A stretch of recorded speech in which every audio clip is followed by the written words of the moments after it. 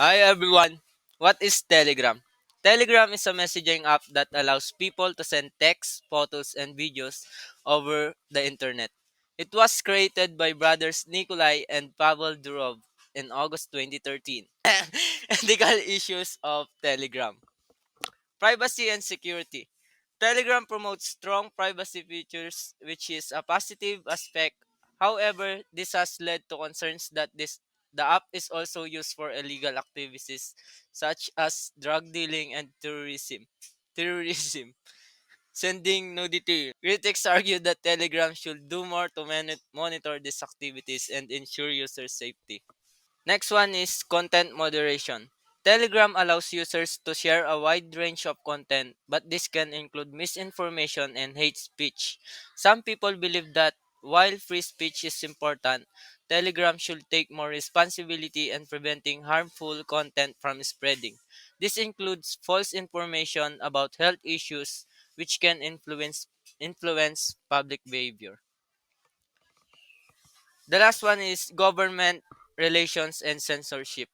Telegram has faced bans in countries like Russia and Iran because it refuses to give government access to user data. While this supports user privacy, it raises questions about the impact on people who need the app for safe communication, especially in countries with strict censorship laws. Practical solution.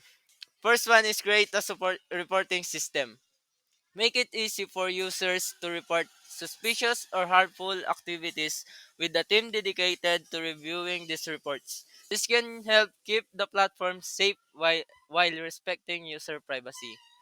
Next one is regular security checks. Conduct regular checks to find and fix security weaknesses. Working with cybersecurity experts can help improve data protection for users. Next one is content moderation.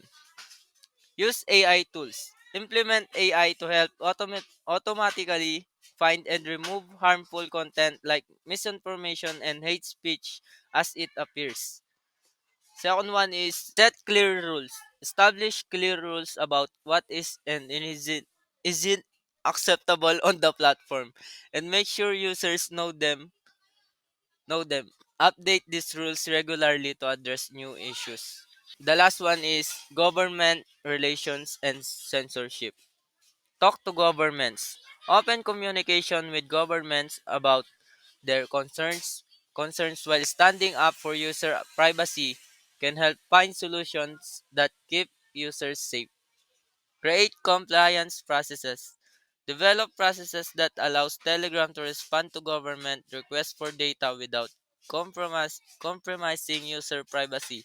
This ensures that data is shared only when absolutely necessary. Conclusion. Telegram is a popular messaging app that offers strong privacy features, making it appealing to users. However, its focus on privacy has led to concerns about illegal activities and the spread of harmful content. The app has faced challenges including government bans and the need for better content moderation. To address these issues, Telegram could take practical steps such as creating a simple reporting system for users to flag harmful activities, conducting regular security checks, using AI to identify and remove harmful content, and setting clear rules for acceptable behavior.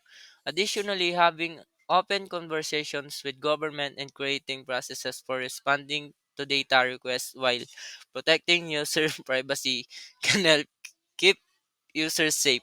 By implementing these solutions, Telegram can create a safer platform for everyone while prioritizing user privacy and freedom of expression. Thank you for listening. Love you, ma'am.